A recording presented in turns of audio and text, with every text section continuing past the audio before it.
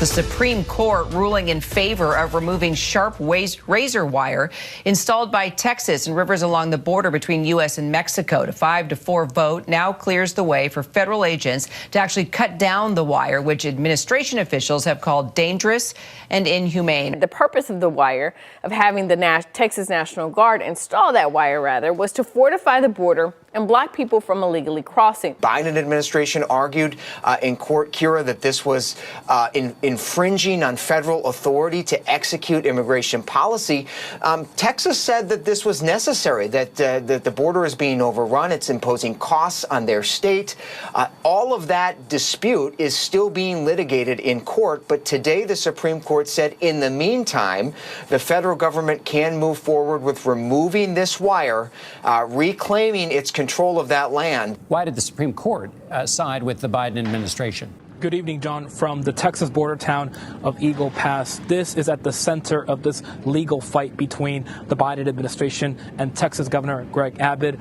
This is one of the sections, John, of the U.S.-Mexico border where Texas National Guard soldiers, some of whom you can see behind me, have been setting up and assembling razor wire to repel migrants from swimming across the Rio Grande and entering the U.S. illegally. By suspending this lower court ruling, the Supreme Court is saying that the Biden administration can now remove that razor wire that Texas has put in place to process migrants on U.S. soil. This was a brief order that did not include a legal justification, John, but we do know that the administration had said and argued to the High Court that this razor wire was obstructing and impeding Border Patrol operations, including efforts to process migrants who are already on American soil and to respond to medical emergencies. It's important to note, John, that once migrants get into the middle of the Rio Grande, they're technically on U.S. soil, and Border Patrol has no option but to process them and determine what those migrants should end up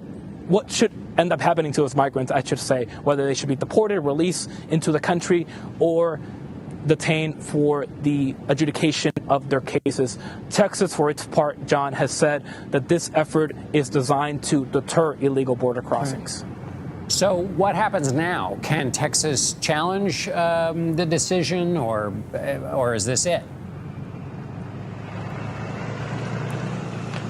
This is in no way an end to this legal fight between the administration and Texas over this specific issue of the razor wire, John.